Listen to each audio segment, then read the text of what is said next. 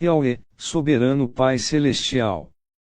No poder do nome do nosso Senhor Cristo Jesus, nos abençoa e nos guarda, nos ilumina e nos guia por um bom caminho. Aleluia.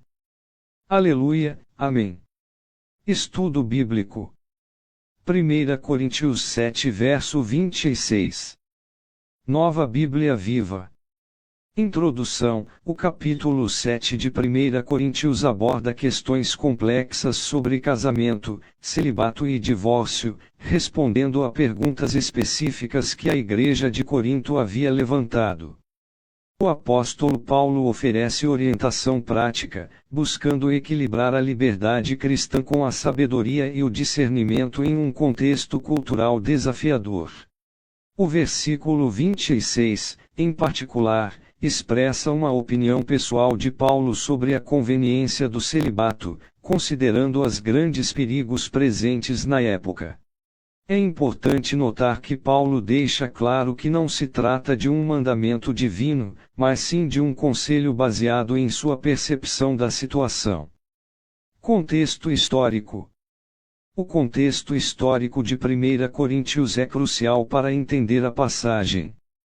A Igreja de Corinto estava inserida em uma sociedade pagã, com altos índices de imoralidade e perseguição aos cristãos.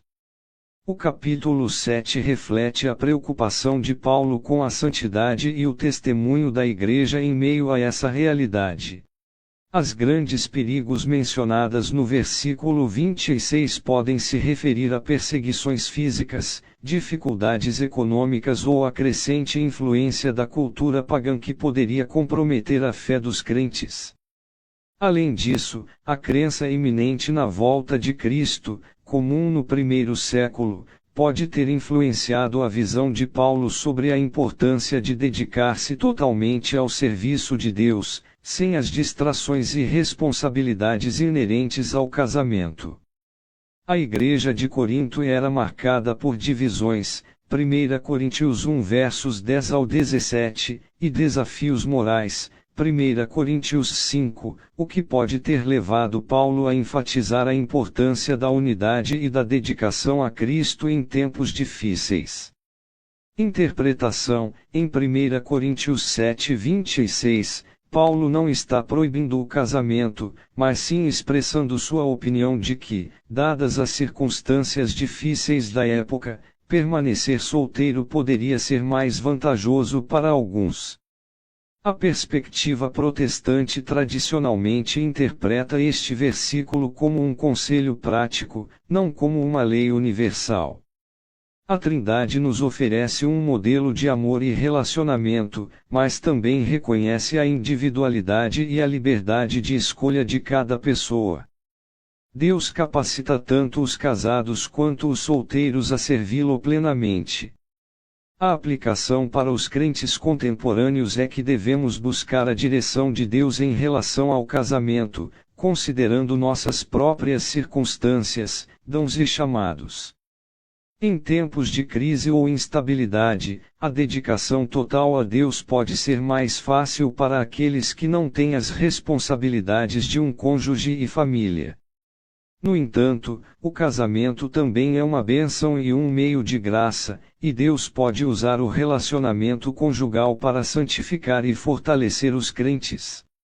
O importante é buscar a vontade de Deus e viver de forma que o glorifique, seja no casamento ou no celibato. 1 Coríntios 10:31. Veja as referências. Mateus 19 verso 12, pois há eunucos que nasceram assim, outros foram feitos eunucos pelos homens, outros ainda se fizeram eunucos por causa do reino dos céus. Quem puder aceitar isso, aceite. Este versículo, dito por Jesus, reconhece que alguns são chamados a uma vida de celibato por razões espirituais, para se dedicarem mais plenamente ao reino de Deus. Assim como Paulo, Jesus reconhece que nem todos são chamados ao casamento, e que há um valor especial na dedicação total a Deus para aqueles que têm esse dom. 1 Timóteo 4 verso 3, proíbem o casamento e o consumo de alimentos que Deus criou para serem recebidos com ações de graças pelos que creem e conhecem a verdade. Este versículo adverte contra doutrinas que proíbem o casamento, mostrando que a visão de Paulo não é uma proibição, mas sim um conselho contextualizado. A Bíblia não condena o casamento, mas o honra como uma instituição divina, Gênesis 2 versos 18 ao 25. O versículo de Timóteo ajuda a equilibrar a interpretação de 1 Coríntios 7:26, mostrando que a liberdade cristã não deve ser restringida por regras legalistas que vão contra a vontade de Deus.